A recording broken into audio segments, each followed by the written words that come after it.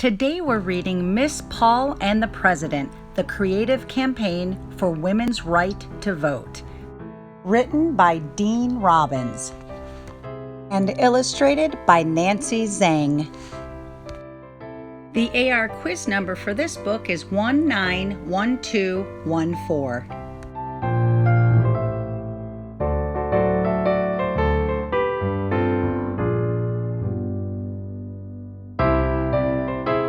Alice Paul hurried up and down Pennsylvania Avenue in a purple hat. She wanted to make everything perfect for her parade, a parade no one in Washington, D.C. would ever forget.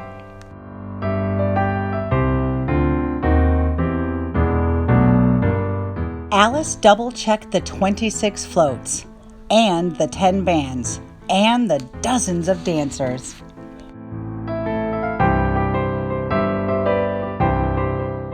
She took her place with 8,000 other women. They wore colorful sashes and carried brightly painted signs.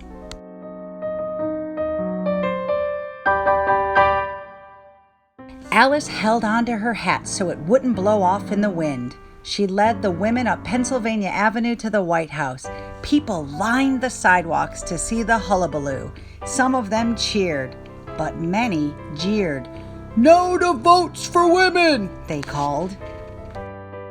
Alice expected the jeers. Women couldn't vote in the United States, and most Americans didn't think they should. She hoped her parade would help to change their minds.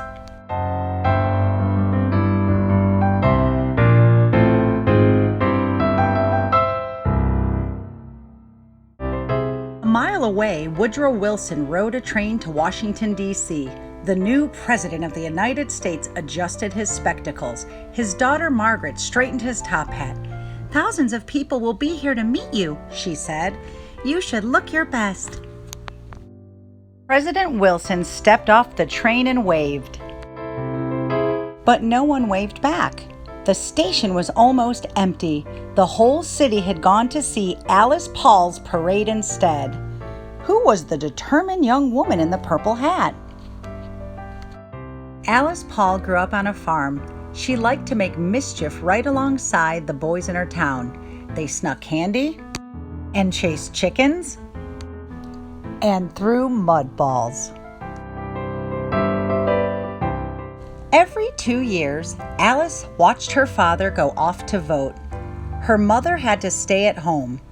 Why should it be that way? Alice read about her country's laws.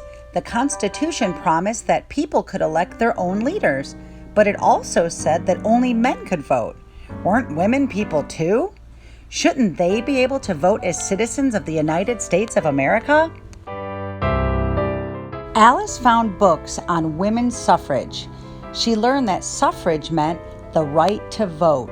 Suffragists want to change the Constitution so women could help elect their own leaders, just as men did. They needed to convince the president and Congress, but the politicians in Washington, D.C. wouldn't listen. Oh, Alice had lots of ideas for making them listen. When she was old enough, she joined the other suffragists who demanded the right to vote. She impressed these women with her big parade on Pennsylvania Avenue. She impressed them even more when she set up a meeting with President Woodrow Wilson himself. President Wilson wanted to see the woman who had caused the hullabaloo. He thought she might apologize to him. After all, she had stolen the spotlight on his first day in Washington, D.C. Alice did not plan to apologize. She sat down in the president's office and looked him right in the eye. "Mr. President, will you support the vote for women?" she asked. The president did not expect so bold a question from this small woman in a purple hat. "Miss Paul, the time is not right. I have many more important problems to worry about." President Wilson got to work on his problems. Alice got to work too. She opened an office in Washington, D.C. for a new group called the National Women's Party. Thousands of women joined. They called Alice their dear little leader. The dear little leader wanted to show the president that women's rights were as important as anything else in the United States. She would do it by making mischief, just as she had on the farm.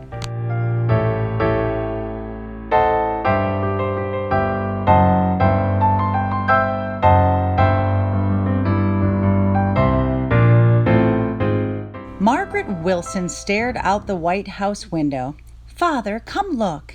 Alice led a fleet of fancy cars up Pennsylvania Avenue. Women honked their horns and waved their yellow flags. Congressmen came out of the Capitol to find a long scroll unfurled on the marble steps.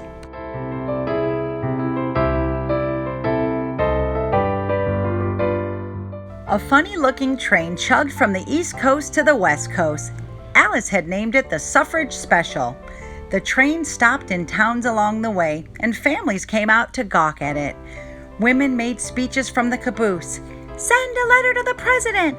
Tell him to support women's right to vote."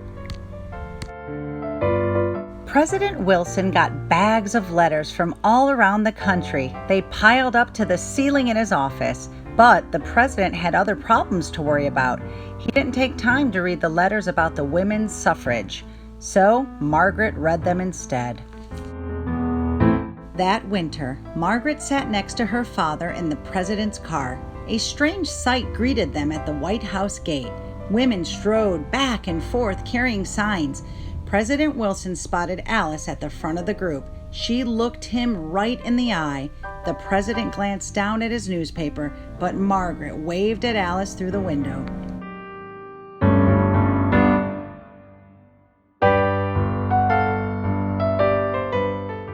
Alice and her friends paced in front of the White House day after day in the freezing cold.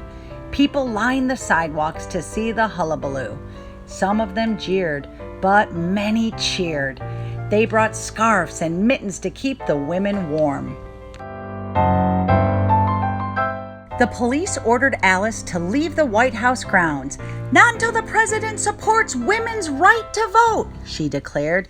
The police put the women in handcuffs and took them off to jail, just as Alice hoped they would.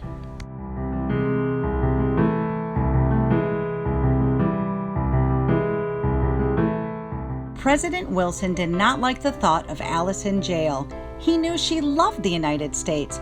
Why else would she go to all this trouble to vote in her country's elections?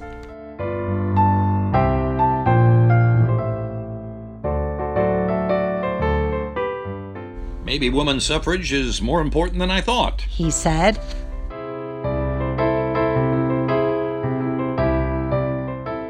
Margaret looked her father right in the eye, just the way Alice Paul had. "Yes to the vote for women," she said. The president would make a speech, an important speech. Alice stood with the others from the National Woman's Party. She wondered what the president would say. Woodrow Wilson adjusted his spectacles. Margaret straightened his tie.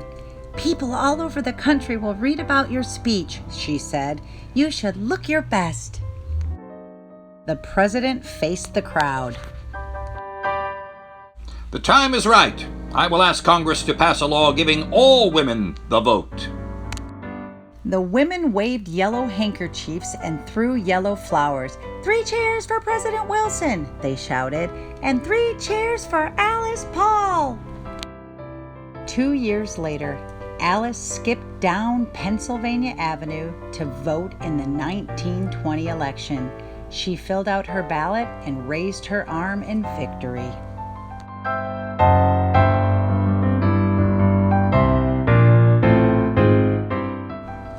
Alice Paul set out to make a change, and make a change she did. When she was a child, she saw her father go off to vote, while her mother had to stay home. But why should that be?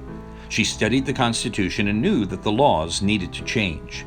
So she became a suffragette. A funny word, but a serious cause. Suffragettes fought to give women the right to vote. In her signature purple hat, she organized parades and wrote letters and stood outside the White House protesting. But when she met with President Woodrow Wilson, He told her there were more important issues to worry about than women voting. But nothing was more important to Alice. She wouldn't back down from a cause she believed in, no matter the obstacles. And remember, when you're old enough, vote. Your voice matters.